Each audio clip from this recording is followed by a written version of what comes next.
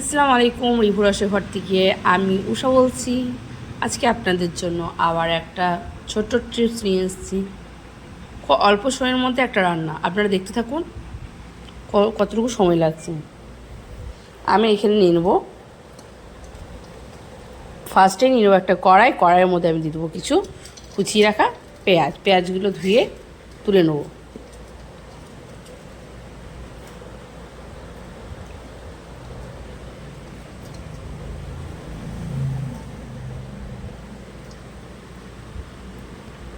আজকে রান্নাটা খুব অল্প সময়ের মধ্যে, আর যারা ব্যাচেলার আছে তাদের জন্য, যারা রান্না হয়তো অনেকেই নতুন নতুন শিখছে পারে না, তাদের জন্য খুব অল্প সময়ের মধ্যে, যারা অফিস করে বা কোনো কাজের মধ্যে জড়িত থাকে তাদের জন্য অল্প সময়ের মধ্যে আপনারা সবজিগুলো কেটে ফ্রিজে রেখে সকালের মধ্যে অল্প টাইমের মধ্যে রান্না হয়ে যাবে।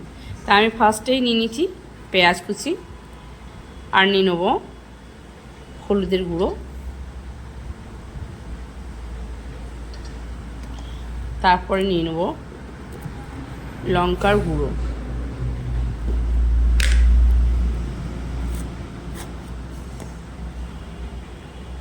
লঙ্কার গুঁড়োটা যেহেতু বেশি করে নেব,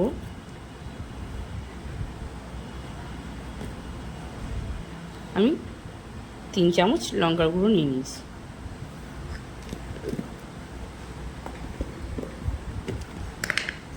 একটু ধনে গুঁড়ো সামান্য, আর দিয়ে দেবো আদা রসুন পেস্ট,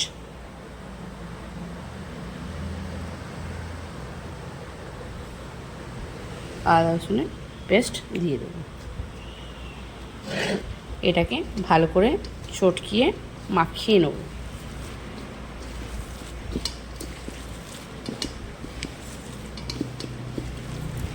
পেঁয়াজটাকে ভালো করে মেখে নিতে হবে।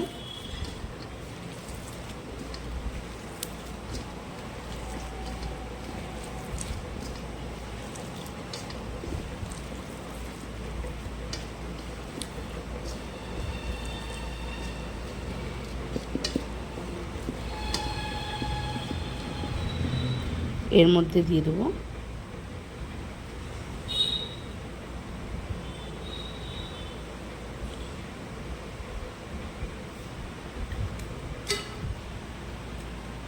ধুয়ে রাখা, ফার্স্টে দিয়ে দেবো সর্ষের তেল দিয়ে দেবো। আপনারা সাদা তেলটাও দিতে পারেন, আমি একটু সর্ষের তেল দিয়ে দিয়েছি। আর দিয়ে দেবো ধুয়ে রাখা মুসুর ডাল, এর মধ্যে দিয়ে দেবো ধুয়ে রাখা মুসুর ডাল। আমি 100 গ্রাম মুসুর ডাল নিয়েছি, আপনারা চাইলে 150 থেকে 200 নিতে পারেন। এরপর এগুলো আমি ভালো করে মিক্স করে নেব, ভালো করে হাতে করে মিক্স করে নেব।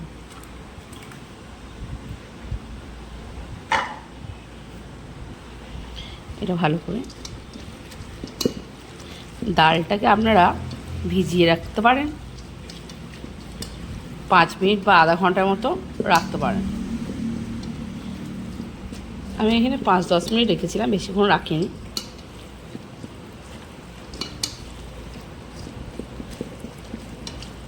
ভালো করে মেখে এবার ধুয়ে রাখা কিছু আলু আর একটু কুমড়ো আমি অ্যাড করে নেব।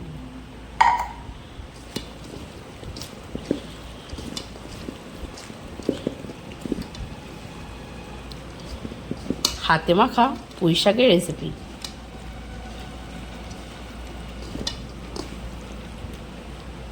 এবার দিয়ে দেবো পুঁই শাক,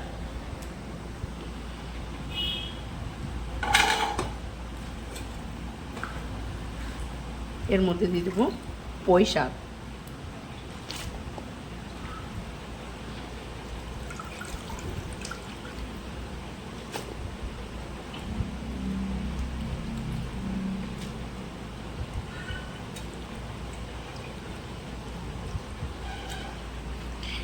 এটাকে আমি ভালো করে নেড়ে নেব, মাখিয়ে নেব হাতে করে, ভালো করে মেখে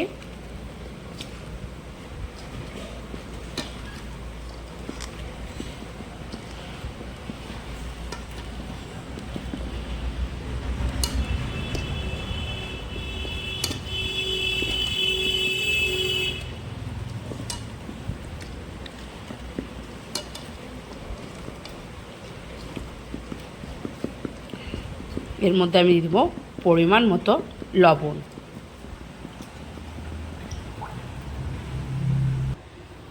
দিয়ে দিচ্ছি পরিমাণ মতো লবণ। এই গ্যাসটা আমি ধরিয়ে দেবো, দিয়ে 5 মিনিটের মতো চাপা দিয়ে রাখবো।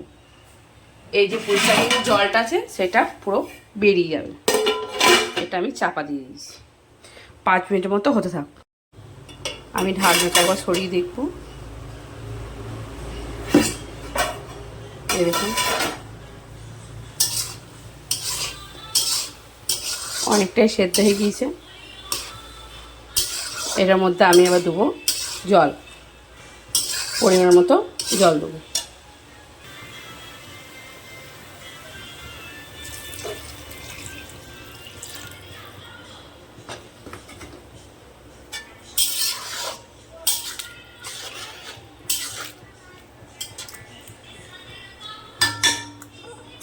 আবার চাপা দিয়ে রেখে দেবো, ভালোভাবে সেদ্ধ হয়ে যাক। সেটি খাবে না, নিজে সেনে খেতে হচ্ছে কি এরকম মাখা মাখা হয়ে গিয়েছে। লবণটা আপনারা চেক করে নেবেন। এর মধ্যে আমি দিয়ে দেবো চিড়ে রাখা কাঁচা লঙ্কা।